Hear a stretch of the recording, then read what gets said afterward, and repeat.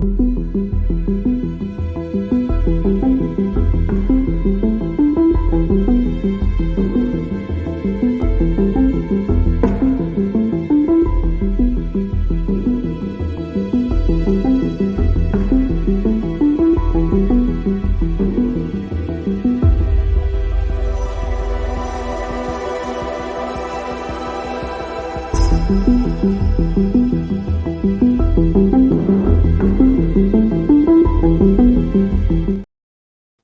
morning, everyone, and welcome to our first episode of Exploring the Paranormal in the New Year. So happy you guys are here with us today, and I am looking forward to bringing on my guest. He is a repeat guest on the show, so make sure you guys have all your questions, because I know last time he was on the show, several people had responded saying we want him back. We have lots of questions. And if you are watching the replay, make sure you still ask your questions in the comments, and I will make sure that either myself or my guest today gets those questions answered. So while we get ready, let's bring on, welcome to the show. Thank you for joining me today. Good morning. Good morning. How are you doing today? Doing great. How about you?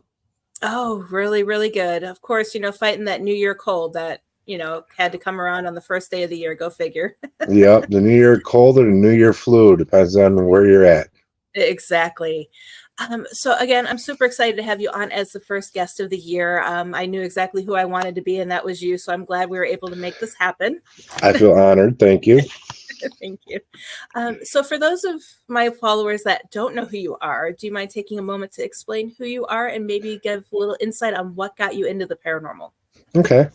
I'm Bobby RezNeck Calkins. I'm a member of the Cryptids, Anomalies, and Paranormal Society team. I'm from Wisconsin. I'm Native American. I'm a part-time tattoo artist. I grew up in a spiritualist church. Both parents were ministers. So those that aren't familiar with spiritualist church, we believe in the life after death. We believe in spirit communication, the phenomena of spiritualism, and also, mediumship work.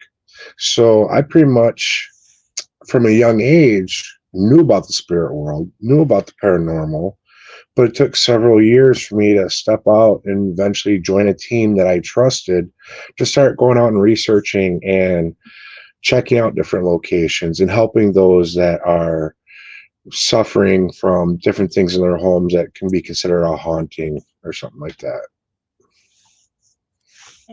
Perfect. And one question I do want to ask, just because it was my favorite topic from the last time you were on the show, are you still doing ink therapy?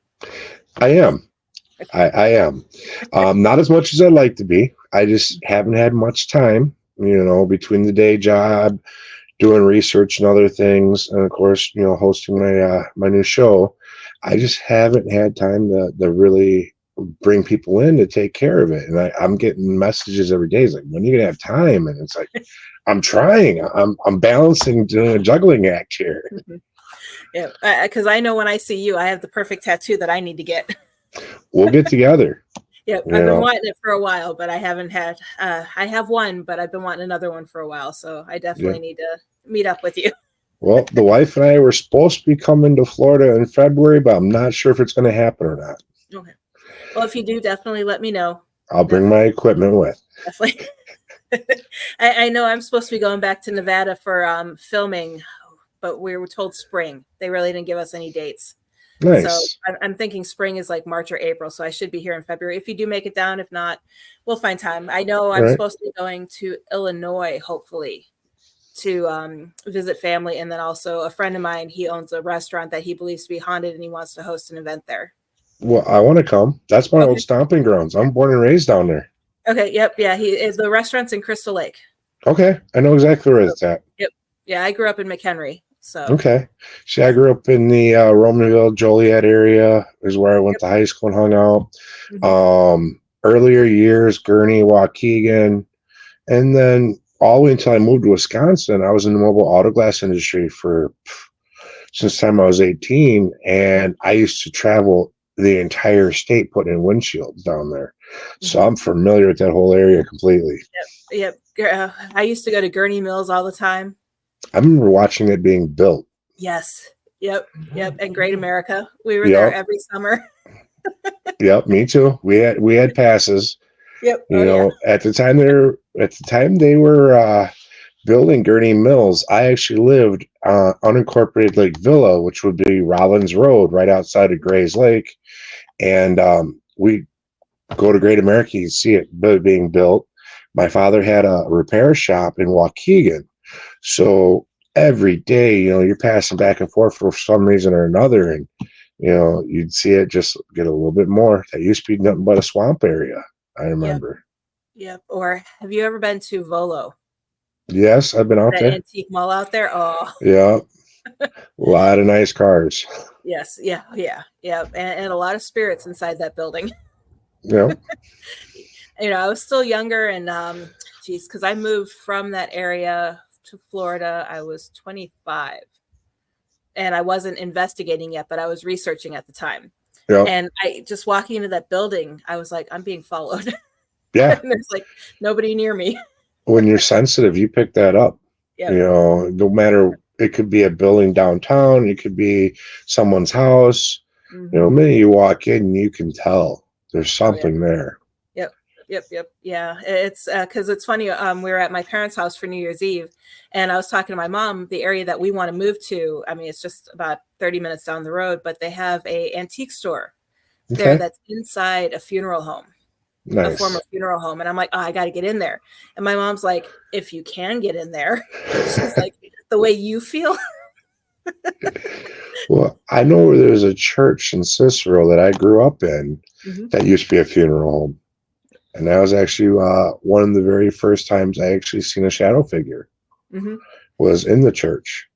Okay. Yep. Yeah. And I'm still torn on it. I mean, I know we've taken a turn for the topic, but I know I'm still torn on funeral homes being haunted because my thing is as a spirit, I wouldn't want to hang around there. You're going to go where you're the happiest type of thing. So what are your thoughts on why they actually are haunted? I think a little bit might be that the ones that are there hanging around, they don't know where to go. They haven't realized that they can cross over. And it might have been the last gathering place where all their family was there. Or it could be someone that actually worked in the funeral home. Someone that felt comfortable there. Because you have a lot of different places where people go back to their jobs because that was their happiest times, where they were most comfortable, what they loved. So there's them two options right there why they might be still there. Yeah, the sixth sense, continue working after. Yeah, some of them I believe don't realize that they've passed on. Right. Or it could be just the residual energy that they were such a strong energy presence there for so long that residual is still there doing the same thing it did prior to them getting to pass over. Yeah, and actually while you were talking, I mean, I know some funeral homes, the families actually live there. Yeah. So it could have also been tied to that as well. Yeah. There's a lot of things in a deep rabbit hole you can go down and investigate when it comes to funeral homes. Yeah. And a lot of the times that I've been in funeral homes, it's always been, content. Nothing, I've never felt threatened. But I know there have been several reports, of course, the Huntington, Connecticut story. They moved into a funeral home and they were attacked. Yeah. Do you think that could be something just kind of lingering there, or something that maybe someone manifested themselves? Personal opinion, I'd lean more towards something that was manifested there. Or something that was attached to someone that came in there and they're like, oh, this is a good prime opportunity here. Because you have all that sadness and sorrow. Right. And it appears the negativity feeds on that. So therefore, when you have all that, it's like almost starting the making of a perfect storm for them. It's a buffet. Right. Exactly. Yeah. It's almost like they're laying in wait for someone to follow home. Yep. Not so much that they want to stay there, but they're kind of, waiting to see who they could attach themselves to. Yeah. They're looking for their next meal, their next energetic meal. Right. Yep. Exactly. So real quick before we continue, I want to say hello to everyone who is watching. Mort says hello. Hi. Yvonne says hi to both of us and Happy New Year to you too. And then York is on and says, this will be interesting. It usually is when we get together. Yes, it is.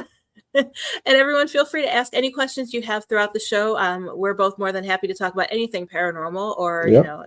and like we had talked before we even went live, if you don't know the answer, we'll either figure it out together or we'll find the answer and get back to everybody later on. Exactly. So, I know I still have a list of questions that when I get the answers, I share it on a show in the future. Yep. When I figure it out. So before we went live, I know one of the topics that we had quickly discussed was Native American hauntings. Yep. And you kind of gave me some questions and some ideas. What are your thoughts? Because I always want to try to be respectful in that aspect. And, with any type of paranormal activity as well. But it's always, for some people, it's sensitive. And how would you suggest if someone wanted to actually go out and try to collect evidence and prove Native American hauntings, what would you suggest be done? Well, from my experience, most of the time, those that have a Native American haunting, the natives want to be acknowledged. They want to be remembered. They want to be honored, and if there's any of the wrongdoing on the property or in the location, they'd like that kind of made right. Mm-hmm. Now, when I go out to do an investigation, it don't matter if it's Native related or not, I always drop tobacco down.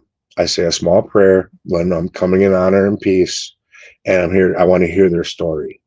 I'm here to interact with them so their story can be told. So when I drop my tobacco, then I go in and pursue my investigation. That's one of the ways to show the honor. If you already know, like, there is a native haunting there and you're pretty sure, you can honor it by laying tobacco.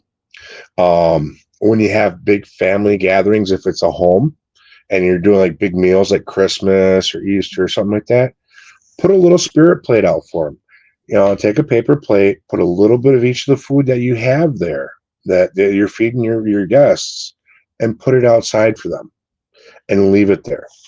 And not only will that kind of help appease them, but it's going to feed the rest of the critters in the area and be harmonious with one-on-one. Because that's a lot of the beliefs were of our people back in the day was, we all live together. We all live hand in hand.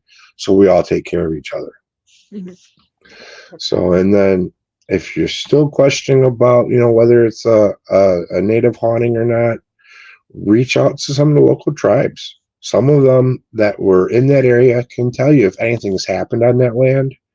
Do your research, mm-hmm. Or even call in a paranormal team that has a good reputation that might have somebody on their team of that culture.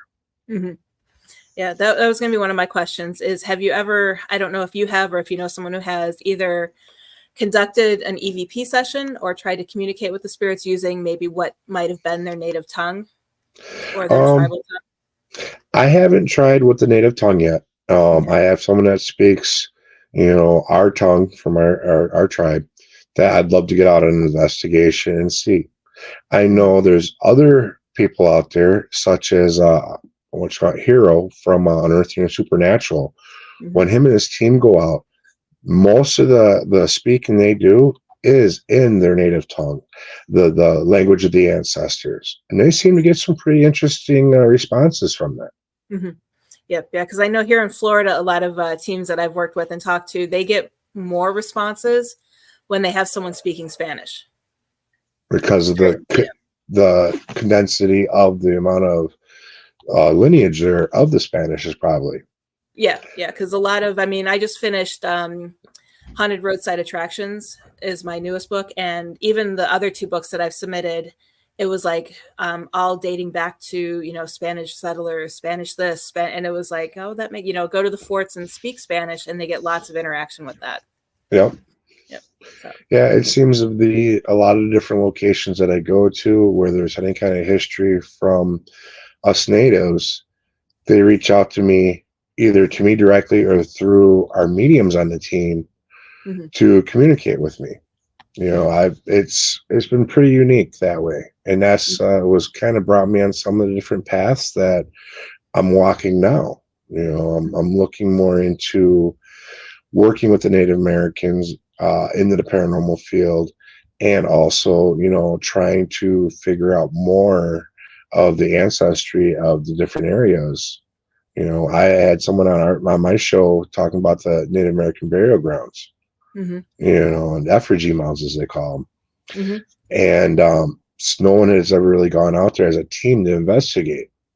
Well, my theory is, okay, I've heard of other teams researching these mounds and not getting anything. Not these particular ones that we were talking about, but other mounds. Right. And it was, I hate to say it like this, but it was nothing but a white team. There was no natives on that team. Yep. Now, my theory is, you take a native out there, either speaking English or if they can speak in their native tongue, I'm willing to bet there would be interaction. Mm-hmm. Yep. Yeah. And it's all about who you're comfortable with. Yep. Because, and it's, it's all, you got to think back to not what life is like today, but what life was like back then. Back then, they might not have been comfortable speaking to, a white person. Yep. And that's why they're not talking to us now. Exactly. And a lot of people don't know the ways to honor them when you're coming to speak to them. Like, when you go to speak to someone, an elder, like on a native tribe, and you're looking for information, you don't come empty-handed. You bring tobacco, you bring something for them as a gift, an offering. Mm-hmm. And that's something that today's society doesn't follow. Mm-hmm. So when you're going out there and you're trying to interact, well, what are you bringing them? What are you giving them for as incentive to interact with you? Mm-hmm. Yep, exactly. And York has a question, but before I get to his question, I just wanted to know, whenever you leave a gift behind, of course, do you leave it behind or do you take it with you? No, you leave it for the investigation, you just leave it there. And then Have you ever noticed that it disappears before you leave? No, I haven't yet. Okay. Because that would be interesting to see if it, I understand the food would disappear because of the animals. Yeah. But anything like tobacco or anything like that. Yeah, I've never had tobacco leaf, but then again, I've never really gone back to look. Okay. I'd be curious on that one. Yeah. Yeah. And then York wants to know, going back to the different languages, would spirits understand all languages?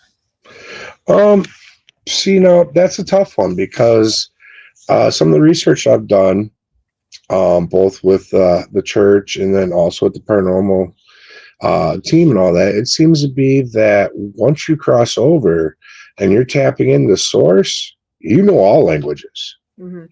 That's why you'll have, some people, you'll have the Spanish speaking, like you were talking about, but then you can go into a certain area where they didn't speak English, but you have English speaking investigators there and they're getting English responses on their EVPs. Right. So that one I don't know yet, and I don't think we'll find out until we cross over for sure. Right, and that one I'm torn on too because some studies that we're doing right now is with the EVPs. Mm-hmm. Is just a little portion of me thinks that some of the EVPs we get are our own thoughts. So like when someone, that's why the whole Estes method is, I think, is one of the best things out there in the aspect of reducing that. Because, someone on your team may ask a question and then someone else may think it, or think what the answer should be. And that's what we're catching up on our digital voice recorders.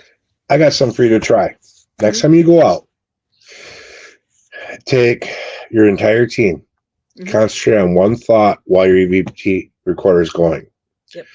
Think it for a few minutes while it's running. Then replay your recorder and see if it pops up. Mm-hmm.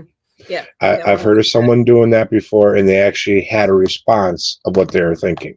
Mm-hmm. Yep, yeah, we're trying that right now with the Ovilus, but because I'm trying to do that in the Ovilus, but it hasn't come through yet for us. Yep. But here you can play devil's advocate with that now. Some say that spirit knows our thoughts before we speak it. Mm-hmm. Now, are they reading our thoughts, or are we projecting that onto that device? Right. Yep. Yeah, all things that we need answers to. Yep. You might get one answer that you think you want, but then it's going to lead you down another rabbit hole probably. Oh, yeah. I spend my days going down rabbit holes. It's like my last book. It was due in November, and I had to keep telling the publisher, I need another week, because I would research one thing. And 6 more chapters. I think that's why I haven't sat down to try to write a book yet, because it'd be so many rabbit holes. that I couldn't be on a deadline. Right. Yeah, that's why I have contracts for multiple books, because I have so many rabbit holes, and I'm just going to keep writing them. You know? But yeah, it's a lot of fun. Oh, that's why I wanted to ask. Going back to, I know I had Barnaby on the show last year, Yep. and had a lot of fun talking about Sasquatch and a whole bunch of cryptids and stuff like that. Have you guys had any luck in your cryptid research recently? Yeah, actually, there was a time that we were up on the Haydn Adventure, which it's in Barnaby's new book. I don't know if you knew he had a book out. Haydn is he was Bigfoot. getting one at the time, but I didn't know it was out yet. Yep, you can find it on Amazon or on our website. It's Haydn, Hyden, is Bigfoot, or Bigfoot is Haydn, something like that. I got the book in the other room. Okay. But yeah, and it talks about one of the times that we were out there, and we were out walking the property, and just a little bit into the wood line, we heard something. So we stopped, and we knew it was something big. And next thing you know, you hear like a thump, almost like a foot, a heavy foot coming down at one part, and then directly to the left of where we heard that noise, we heard another one. So it would signal it would be two different things, but we couldn't find nothing on thermal. We went into the woods, kind of chasing this around, and we chased it where it would have looped around onto it, and we could find nothing. So yeah, we've had some experiences out there. Right. Okay. So with that, one thing I ask every cryptid researcher that I get on the show is, do you think that Bigfoot could be an interdimensional, or could it be a spirit of an animal from the past because it disappears so quickly? My personal belief, and this is just mine, I believe he's flesh and blood, but interdimensional. Okay. The whole spirit. Yeah, I believe there could be spirits of Bigfoot out there. Sasquatch, every living thing has a soul. So if he's a living being, by interdimensional or not, he still has a soul, still has a spirit. Right. I actually had someone come up to me in the past and tell me that I have a Sasquatch spirit guide. They see this huge Sasquatch standing behind me. And it kind of made sense because, to me, because I'm comfortable in the woods. I have no problem being out there in the dark. I hear something, I run for it, I go check it out.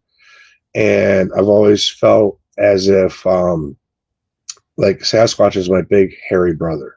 And that's actually how I refer to him when I'm out in the woods trying to make contact. Okay. Yep. And that's actually a question that I was going to ask at the end of the show is, who do you think your spirit guide or spirit animal would be, so that... Well, I think I have multiple. I do, like I said, I had someone tell me I had a Sasquatch. I am Bear Clan, and I do believe the bear walks with me. And then also I believe I have hawks with me too, because everywhere I go, don't matter where in this country I go, I could be driving down the interstate and I'll see a hawk. It don't matter if it's in Chicago, I'll see hawks down there. Yeah. Up here, I see them all the time.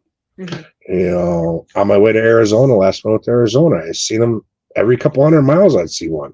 Yep. Yeah, I'll have to send you photos. We actually have a wooded area behind us. Yep. And it was late last year, but it happens quite often. There's a male and female hawk that would sit on our fence. Nice. And it's just it was like, when they're there, it's like, oh my God, that's so cool. It is. And to me, it's a warming feeling inside when I see them. It's almost like they honored me with posing in that one spot, waiting for me to come through. Yep. They're watching over you. Yep. So going back to speaking of the different languages, when it comes to cryptids and Bigfoot and all of that, do you think that they understand English, or? I don't know so much if they understand English. There's been reports out in Nebraska that out on this one reservation that the Bigfoot out there understand that tribe's language. That tribe's able to communicate with them. So I believe a lot has to do with who's had interaction with them and who have they been watching. Because as we know that, they say that Bigfoot is very curious. He's a watcher. He looks over everyone. So if he's been watching one certain area of ethnicity, he might pick up on their language. Mm-hmm. Yep. Okay. Yeah, I know my son, I don't think he would be a woods type character or person because he likes his computers and being indoors, and he'll brave investigations with us when we do them, but it's not his favorite thing. But his theory on Bigfoot is that it's the spirit of a caveman. Was something that he brought up at one point. Yeah. He's like, he goes, they disappear. You can never find them. You can never get a good photo of them. Right. I can see something like that, but if I remember correctly, early man was not as big as we are today. Right. Yeah, that's the only issue with that one. So that's and then yet there's talk of giants in the Bible, so could he be a descendant of that? Mm-hmm. Right. Yep. So many questions. Yep. Like I said, I know what I believe, but my belief can change, all depending on the evidence. That's the beauty of having an open mind. Mm-hmm. Yep. Okay, so since we're kind of still in the paranormal realm, but not quite cryptid and not quite ghosts, what are your thoughts on UFOs? Well, I've said this for a very, very long time. Mm-hmm. I think it's ignorant of us as a species to think that the creator only created human beings and what's on this planet. Mm-hmm. So I believe that there are other life forms out there. But unfortunately, with the technology we have, I think some of the sightings we have are government, and some of them might be for like a fear factor to try to keep us all in line. Yep. I hate to sound like the conspiracy nut, but that's kind of what some of them I think are. Mm-hmm. As I'm trying to keep us in line with a little bit of fear or distraction. Mm-hmm. But I do believe in alien life forms. I do believe that, they have contacted us and been on this planet. And for all I know, they could be walking around with us. Mm-hmm. Yep. Yeah. Kind of like, do you remember the movie They Live? Yep. Where you had to have the special glasses to see them? Yep. I actually remember seeing that in the theaters. Mm-hmm. Roddy Piper is one of my favorite wrestlers when I was growing up. Yep. So my sisters knew that. When they knew that he had a movie that's coming out, they drugged me right to it. It was a really good movie, though. Yep. They did it Let's really see, well. what was it? I'm here to chew bubblegum and kick ass, and I'm all out of bubblegum. Right. Exactly. Yeah, that came out at the same time around the same time V did, the TV series. And that was really good as well. Oh, yeah. That tripped me out when they peel the skin off, the flesh off their face, and you see the lizard underneath. Right. That stuck with me all these years. And it just makes you wonder, I mean, would they have, I don't really want to say cloaking devices like that, but would they have to use prosthetics to hide their natural look from us? Or would they have the technology to just hit a button? Well, even go one step further. Are they a little bit higher advanced that they're able to make us perceive them as what they want us to see? Mm-hmm. Yep.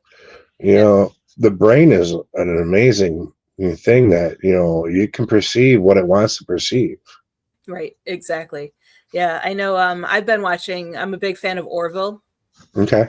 Lately. And the things on there, you watch it, it's like, oh, that could be possible. And one of the things is that it was the one with the moon and the planet, or the sun and the planet like would go in and out of our dimension every 7 days. But during the 11 days, it would be here 7, gone 11. And then it would be like a couple thousand years between while it was gone. And, after several cycles, they became so advanced that they were able to make it, us see things. Yeah. And it's like, that could be possible. Right. A lot of things are possible if you open your mind up and actually look. Yep. So many things out there. And it's like, even with the paranormal field, I always tell everybody, we have all these different ways to investigate, which are great. They produce evidence and they do a whole bunch of other things, but we need to think outside the box. Yep. and advance the field. Yes, we know this is working, or we know this is not working. You could still use that, but we still need to be experimenting. And I'm not seeing that lately. Yeah. That's because we need fresh blood. We need fresh thinking out there. Yep.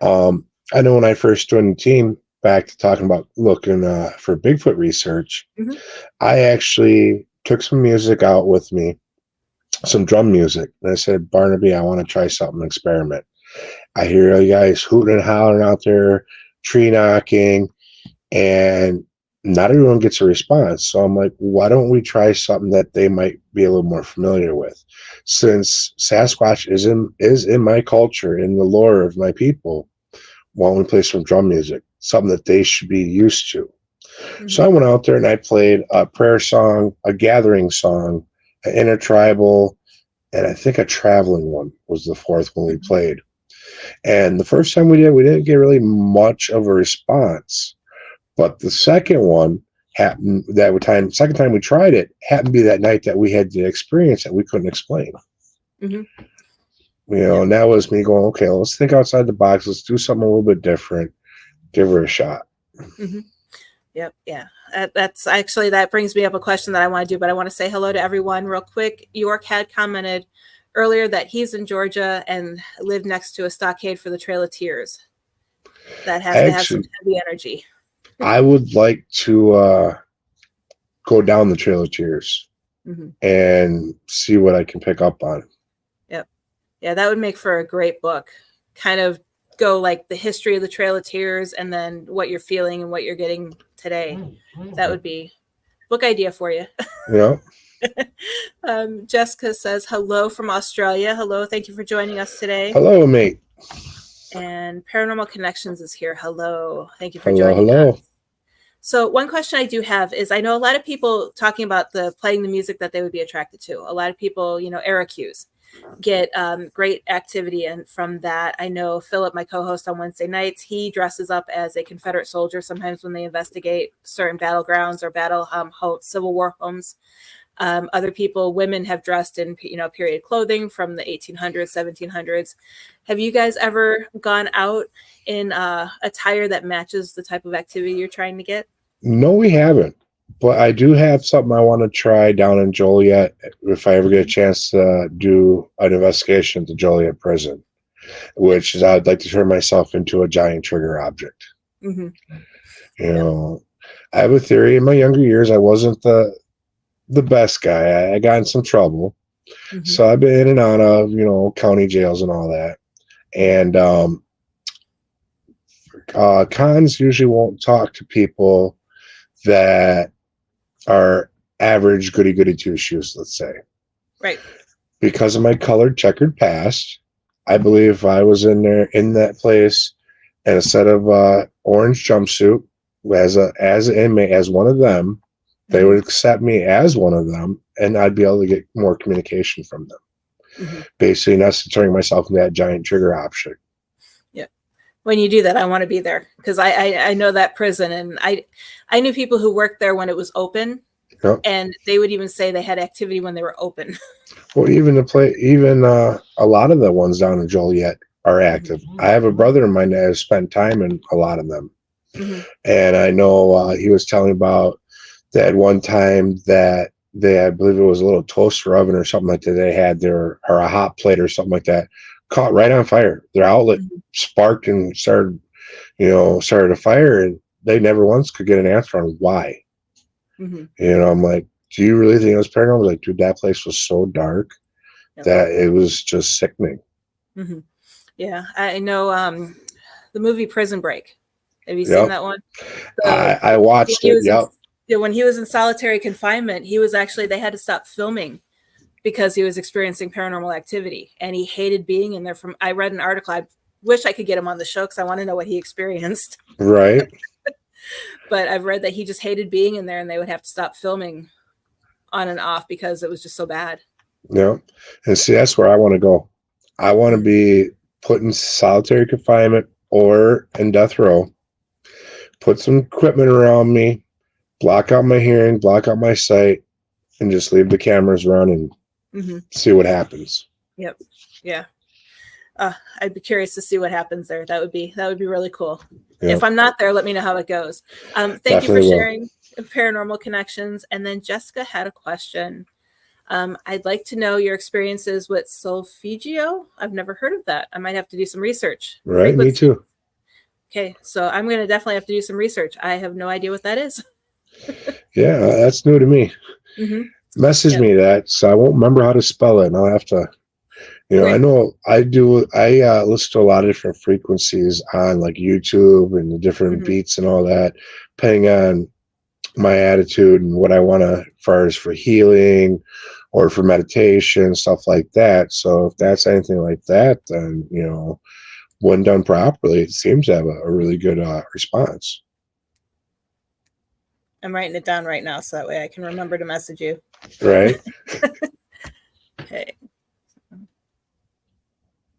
Okay, and then she's also going to message. Yeah, if you have any information, go ahead and message me that, Jessica, and I'll make sure I forward that on for you.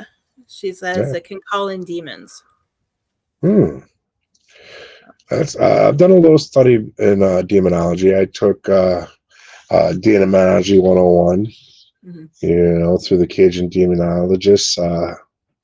So I wouldn't mind checking a little more about that.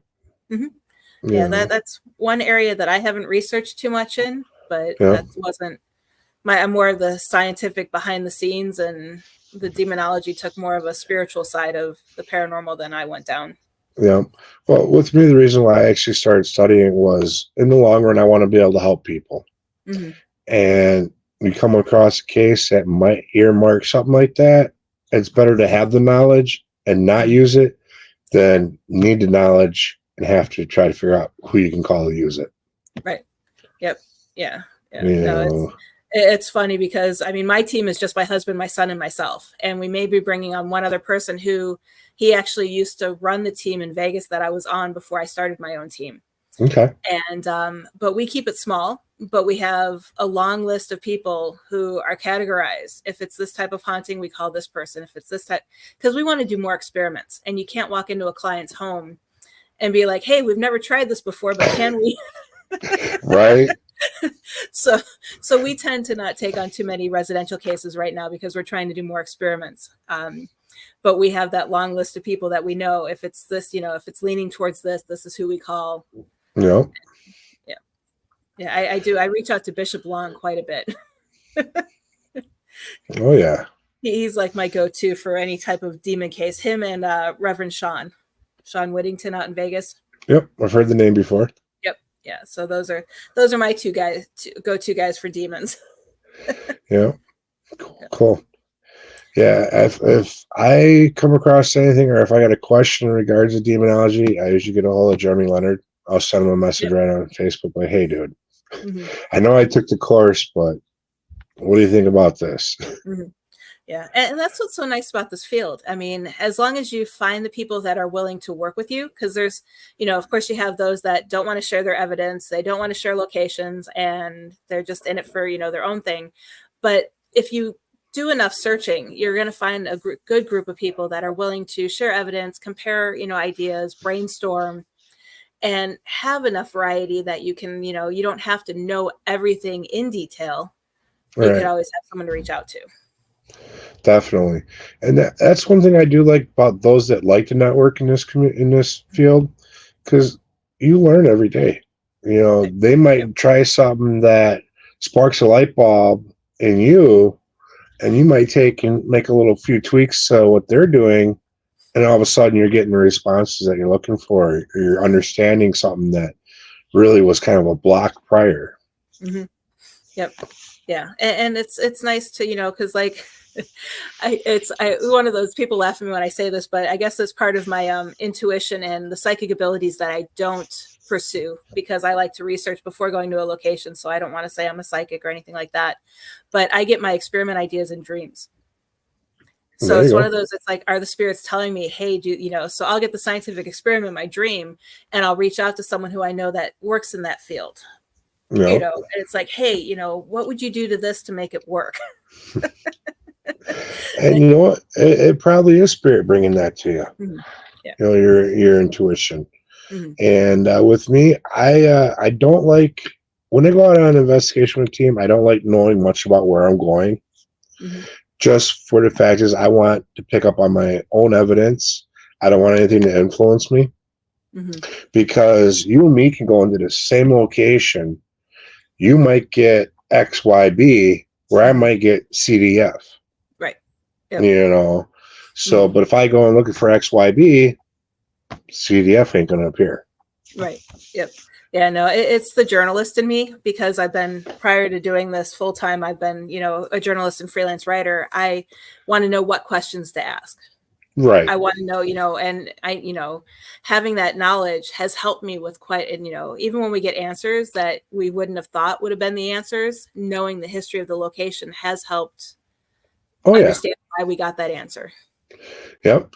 That's why, on our team, everyone has their own job, and we do have someone that does the research of the location that we're going to, and they look into it, and they have that prior knowledge. Mhm. And I know if we're filming and like when they're doing interviews from the locals that are there Mhm. that are at that location, a lot of times I won't even be in the building during that because I don't even want to hear that because I don't want any kind of influence. Right. Yep. I want to be able to go and have that honest communication, kind of like how we're doing. Mhm. We didn't have a set format for the show. Nope. This is how I like to communicate with spirit. I don't want that set format. I want to come in. If I pick up on something, okay, we'll take it from there. Let it take its own direction. Right. Yeah. No, and it's funny because on our team we do a complete opposite of how most teams do it.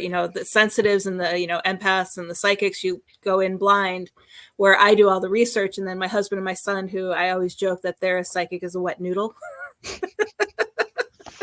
they're the ones going in blind. Right. So, but it's interesting. But when they say they feel or see something, and it fits with it, it's like, oh, Right. it's like, you do. Well, everyone has them abilities. We're all born with them. It's just whether you live up to and fulfill them. Right. Yep. Yeah. I always, we were actually talking about this weekend as my mom growing up. Granted, I was too busy, with sports and everything like that for me to actually get in trouble. But the few times that I tried to do something I shouldn't have done, like go to a party or, I said I'm going to a friend's house and I end up going somewhere else, she always knew. Mm-hmm. And it's like, okay, did you know? And it's like, I didn't tell anyone. How'd you know? Because they probably did it when they were younger. Mm-hmm. Yeah, That that joys too. of being a good parent. But yeah, But she's yeah, always knew. It's she like, probably had the intuitiveness, in her that, she yep. was able to pick up on her. Either that or someone spotted you and ratted you out. So Yeah, and that could have been too, but it's like, oh, she always knew. It's funny. And Bill, thank you for joining us today. He says morning Rez, and then Hey, Bill. and happy New Year. Thank you for joining us. Okay, we have about 15 minutes left. Is there anything? I know you have a new show that you're doing. Yep. Do you want to talk about that a little bit more? Sure. Red Road Paranormal Podcast. Me and Christina Bloom got together and decided to speak a little about Native culture, the paranormal, the supernatural, some of the teachings of our ancestors. And it's been pretty cool. It's been a nice ride. We're talking everything underneath the realm of the paranormal and cryptids. And Bill's been on the show. He'll be coming out. His episode will be coming out shortly. We're talking about Broadhead Manor a little bit. And it's really kind of opened my eyes up to meeting some more people, all across the country and possibly even collaborating with them. Mm-hmm. Cool.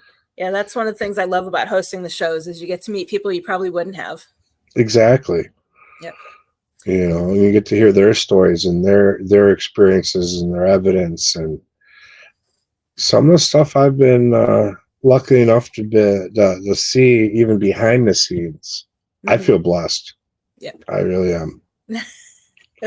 Cool. So besides the radio show, do you have anything else that you guys have planned, whether it's you, your team you're on, or? Well, we always got stuff coming out on the Wisconsin Caps channel. Mm-hmm. So if you ever want to hop on over to YouTube, Wisconsin Caps on YouTube. I know we have Spirits from Anomalies that's about ready to debut. That's basically, we were tasked by the convention that we host, the head of the conventions last year, to go through Menominee and check out some locations that I believe to be haunted.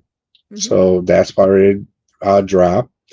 See what else we got going on.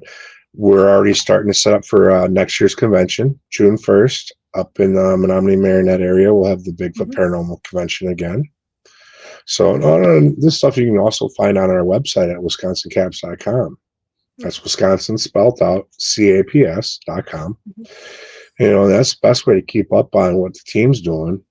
And as far as me, to keep up on what I'm doing, look me up on Facebook. Send me a friend request. Bobby RezNeck Calkins.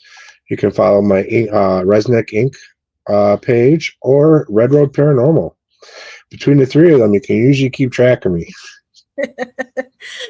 And for those of you who are watching the replay, I will make sure that I have those when I upload it to YouTube. It'll be in the video description, as well as I'll share it on the all of my pages, so that way you guys can make sure you can get in contact with them and see what's going on. So Oh yeah. So we still have a few minutes left. Anything that we didn't touch on that you want to touch on? I can sit and talk for hours with you, my dear. I know. So anything else that would you like to talk about? Oh, geez. Trying to think. Actually, going back to the ink therapy. Yep. Oh, thank you, Jamie Lynn. Jamie Lynn's sharing everything for me. Hey, Jamie. Perfect. And she says, good morning. But yes, what would be the most interesting tattoo? One that would be paranormal related and one that's not paranormal related that you've ever done? I haven't done anything paranormal related yet. I'm still waiting for that perfect client to come in and say, hey, I want this. Far as interesting, some of the bigger pieces I've worked on, I kind of almost zone out on. So what's interesting to me is I'm thinking, from what I've been explained to by other artists that do spirit art, that's spirit working through me. Because I'll be working and all of a sudden it's like I'm way farther than I expected to be. I'll step back and go, wow, where'd that come from? So that's probably the most interesting thing I've had happen with doing, ink therapy. Where that's kind of scary. You black. It's not so much you black out, but because when you're working on someone, you're literally working like this close to the skin. You're right up in there working, and then when you take that step back, it's a unique feeling because it's like you don't realize how much detail and how in depth the whole thing had pulled together. Yep. It's almost like one of those things where when you're driving and then you're like, holy crap, I've been driving for you don't realize how far you've gotten. Exactly. And you might have been distracted while you're driving, so you didn't notice it, but yet who took the wheel while you weren't paying attention? Who made sure you didn't crash or run anything over? Right, exactly. Yeah, sometimes I should have been in many crashes. You and me both. I've had a lot of miles, underneath my belt. And there's times where I look back, go, how did I make it? Yeah. Not to admit anything. There's been times where you've gone out at night that I don't know how I made it home. Yeah. Well, see, I've never gone that far now. Being in the auto glass industry as long as I was always having to keep my license for driving company vehicles. So I never went out and drank at night. If I went out drinking, someone else was driving. I was in someone else's vehicle, the whole work. So I got lucky that way. Yeah. No, it was only a handful of times, and I don't even remember drinking a lot. It's just all of a sudden I was home. Right. So it's like, see, I've been where I put too many miles on and been so freaking tired where, you go, wow, how'd I get this far? A lot of times when I first moved up here to Wisconsin from the Chicagoland area, I'd make a trip down to Chicagoland to drop off the boys' mom or do something with the family, and I turn around and come right back. Well, it's 6 hours down, 6 hours back, not to mention the time you spend down there. Before you know it, you're 23 hours into a day, and especially if it's the wintertime and you hit a storm, It's crazy. And you Yeah. kind of sit back once you get home. Man, how did I make it? Exactly. So that actually brings up a topic is, have you ever experienced a time slip? Yes, I did. Last fall, I think it was. I think it was last fall. I was coming home from an investigation, and I'm coming down a highway. And this is a chunk of highway I travel quite a bit between here and Michigan. And next thing I know, I'm on an opposite highway heading back north. And I was probably about 20 minutes away from where I should have been. Mm-hmm.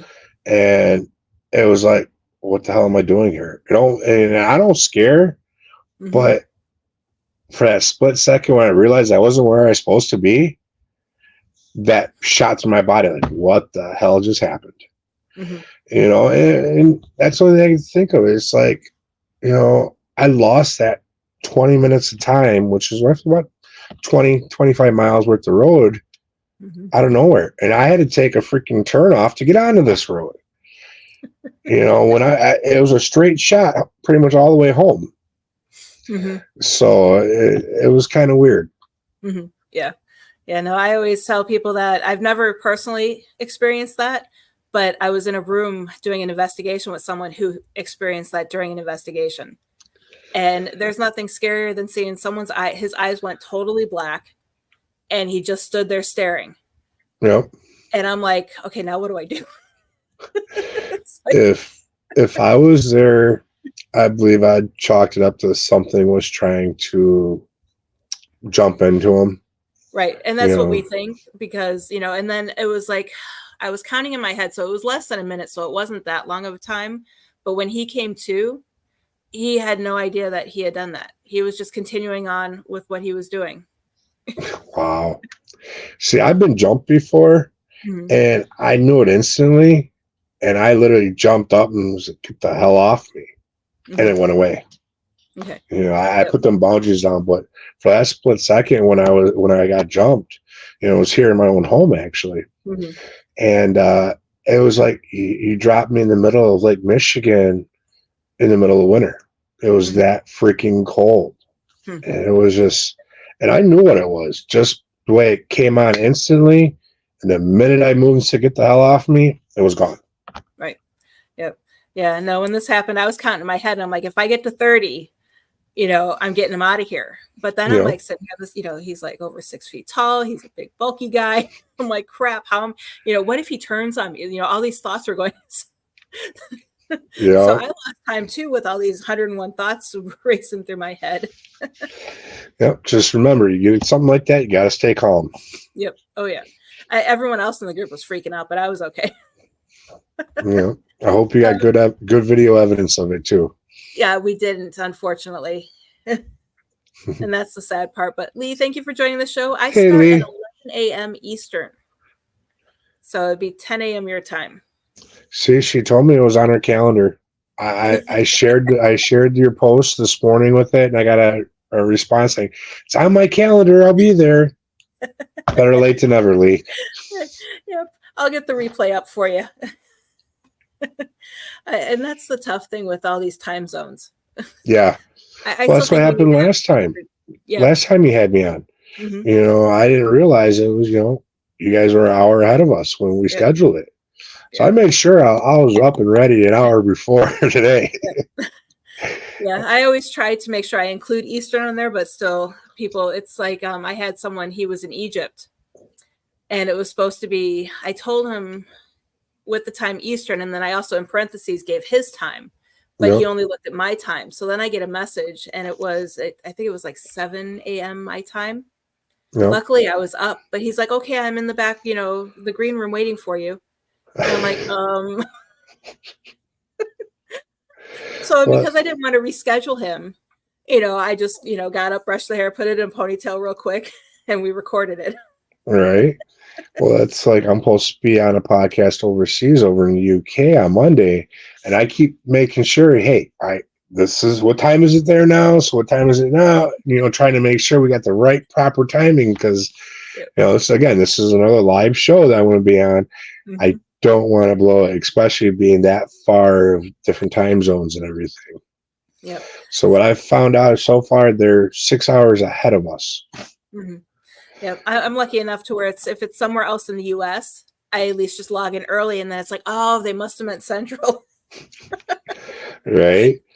Yes, I make sure I put in every email, every message when someone wants to come on our show, it's Central. Mm-hmm. Yep. So, okay. Well, we are out of time. Can you just remind everybody where they can find you? Sure. You can find me on Facebook, Bobby RezNeck Calkins. You can find me on RezNeck Inc. Find me on Red Road Paranormal, both on Facebook and on YouTube. Or you can find us also on Wisconsin Caps. That's Wisconsin spelled out, caps.com. Or you can also tune into our YouTube page, Wisconsin Caps also, and keep up all the investigations and everything else that we're doing. And thank you, Jamie, for putting them up there. Yep. And I'm putting them up real quick for the website. I've added that as well. Thank you. Okay. So perfect. Again, thank you so much for being my first guest of the new year. This is a great way to kick off 2024. So excited. Thank you. I was honored to come on for being your first guest of the year. Oh, perfect. Thank you. And actually, I do have you on my list for Ghost Education 101. We are having a cryptid panel. Okay. And I think it's in March. So I know I have Barnaby on the list, and I wanted to have you on that list as well to come on. Cool.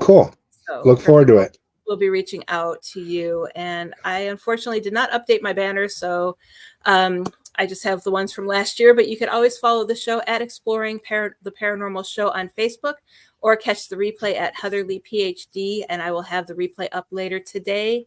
I do not have a guest for next week. They ended up having to cancel on me. So if I don't have a guest planned before then, we'll see you in 2 weeks. But if I do get someone, it will be a surprise guest next week. So again, thank you, RezNeck, for joining me. And thank you, everybody, for watching. I hope you guys all have a fantastic week. My outro disappeared. There it is. Sorry. Have a great day.